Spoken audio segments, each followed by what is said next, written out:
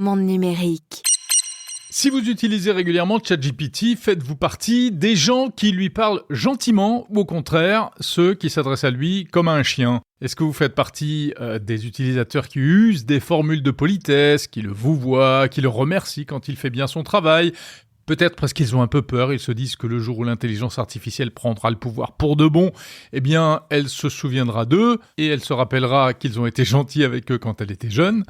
Ou bien au contraire, faites-vous partie de ceux qui s'en moquent complètement et qui s'adressent au robot comme à un esclave, sans ménagement, sans fioriture et parfois même carrément genre racaille.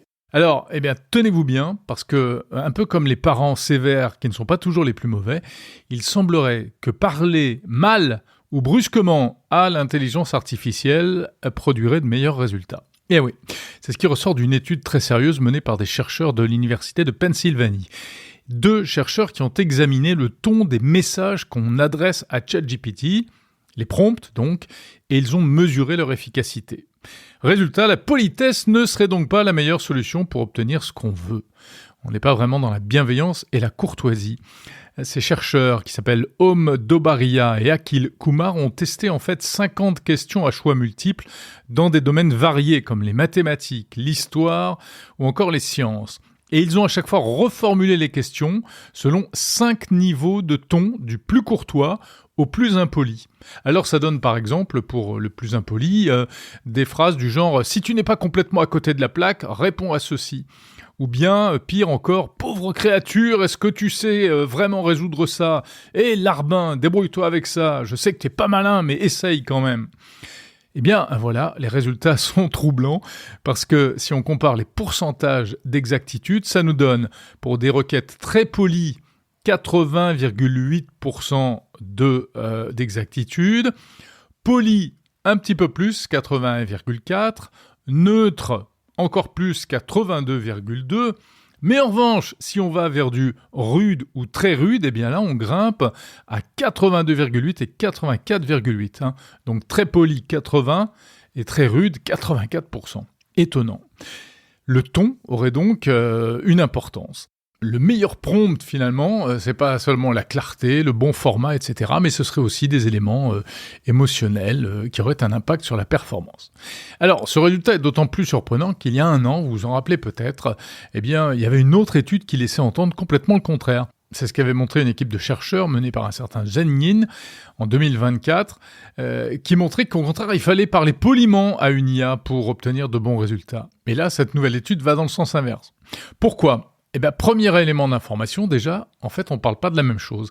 La nouvelle étude porte sur le modèle GPT-4o, alors que la précédente, en 2024, portait sur GPT 3.5 et Llama 270B. Donc, c'était pas les mêmes modèles. Mais si on rentre un peu plus dans le détail, comment expliquer ce phénomène? Quand on parle méchamment à une IA, elle répond mieux. Alors, il y aurait plusieurs explications. D'abord, ce que les chercheurs appellent un effet d'attention. Un prompt très poli, en réalité, contient des formulations périphériques, des salutations, des circonlocutions. Pourrais-tu, s'il te plaît, m'aider à répondre à la question suivante? Et ces éléments supplémentaires, en fait, eh bien, auraient tendance à diluer l'attention du modèle, qui du coup doit traiter plus de contexte, pas forcément essentiel, avant d'arriver à l'essentiel.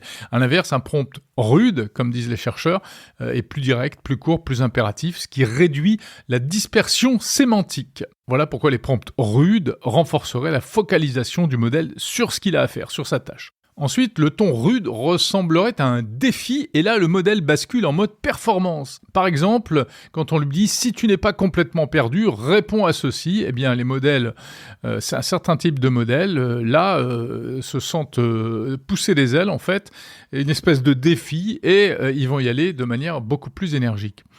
Troisième explication possible, les formulations polies introduisent plus d'ambiguïté. Eh oui, pourrais-tu, s'il te plaît, envisager de me donner ton avis sur la réponse à cette question ?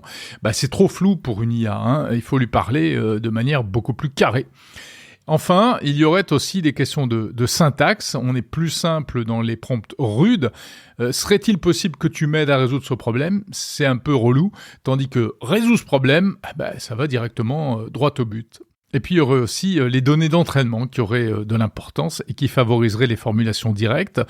En fait, les contextes techniques sur lesquels ont été entraînés les LLM sont souvent écrits sur un ton sec, direct, sans formule de politesse.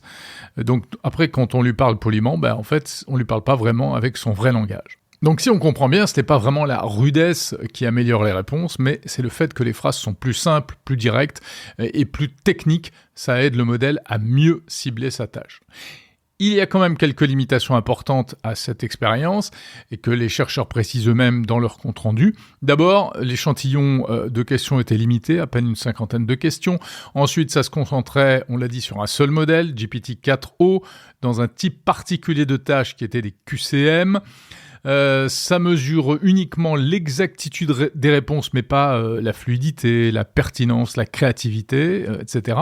Et puis, la définition de politesse, rudesse est linguistique et elle ne couvre pas tous les aspects culturels ou contextuels de la communication humaine. La politesse n'est pas forcément la même en français, en anglais, etc.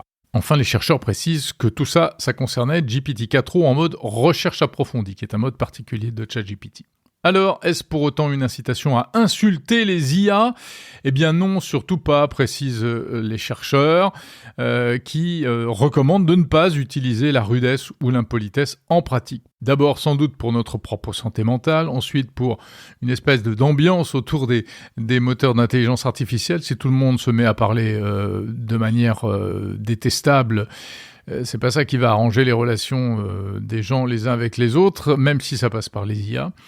Enfin, ils expliquent que, à long terme, une formulation trop agressive pourrait entraîner un refus de réponse de la part de l'intelligence artificielle, donc un effet retour négatif. Néanmoins, ils précisent que d'autres recherches sont actuellement en cours sur d'autres modèles comme Claude ou GPT-o3 pour voir si cette tendance se confirme et si les conclusions peuvent être généralisées. Au-delà de l'anecdote et de cette histoire qui peut faire sourire, ces travaux sont intéressants parce qu'en fait, ils montrent à quel point la forme d'un prompt, quel qu'il soit, même si on ne parle pas de politesse ou de rudesse, mais cela influence malgré tout la réponse générée. Maintenant, reste à bien comprendre exactement quels sont les ressorts pour pouvoir appliquer les meilleures recettes et au final obtenir les meilleurs résultats de la part d'une intelligence artificielle.